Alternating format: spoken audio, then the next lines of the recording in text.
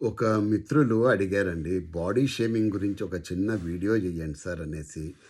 ఇది మనం చూస్తానే ఉన్నామండి. ఎన్నో సంవత్సరాలుగా ఇది జరుగుతా ఉంది. ఓకే. సినిమాల్లో కూడా ఎక్కువ బాడీ షేమింగ్.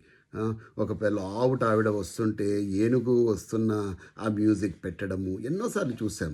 ఆ డైలాగ్స్‌లో గూడా ఒరే పొట్టోడా, ఒరే కర్రోడా, ఒరే బక్కోడా ఇవన్నీ గూడా సినిమాల్లో నుంచి వస్తున్నాయి. ఓకే. వాళ్ళ యొక్క మైండ్ సెట్ అది కాబట్టి వాళ్ళు తీస్తున్నారు. మనము అది నేను ప్రాక్టీస్ చేస్తాను అంటే తప్పవుతది నాన్న. అది గుర్తుపెట్టుకోండి.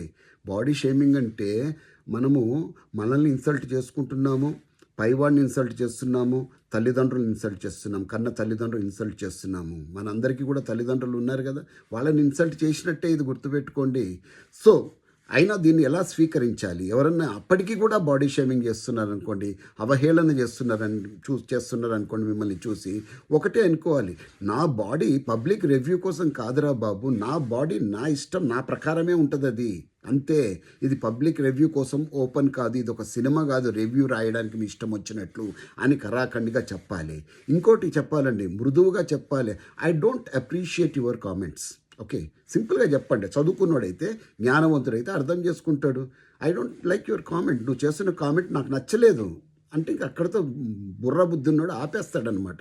ఇంకోటి చెప్పండి, ఒకవేళ ఇంకా చేసినా కూడా ఇంకా మొదలు పెడితే ఓకే. మీరు అంటున్నారు కదా! కానీ నా మిర్రర్, నా అద్దం ఏదైతే ఉందో నా ఇంట్లో, నేను ఈ రెండిటికి కూడా ఒప్పుకోము. My mirror and myself don't accept it అని ఓపెన్‌గా చెప్పేయాలి. ఆ తర్వాత ఇంకొకటి ఇంకా చెప్పకపోతే కామ్‌గా ఉండిపోండి అంతే. వాని మానాన వాడే పోతాడు. అంతే మిత్రులారా.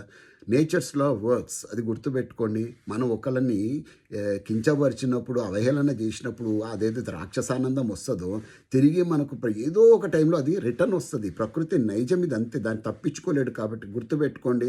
ఎవరన్నా బాడీ షేమ్ చేసినా కూడా మనలో ఏమనుకోవాలి అంటే, the way people treat you, it is their mind set. వాళ్ళ మైండ్ సెట్ అంతే. కానీ the way you respond it is your mind set. మీరు నెగిటివ్గా దాన్ని తీసుకోవాల్సిన అవసరం లేదు ఎట్టి పరిస్థితుల్లో. కాబట్టి బీ కాన్ఫిడెంట్. మీ యొక్క కాన్ఫిడెన్స్ని ఎప్పుడు కూడా పోడగొట్టుకోకండి.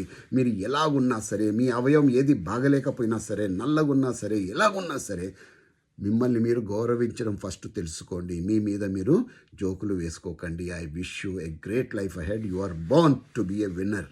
నమ్మండి అంతే. All the very best. జై హింద్.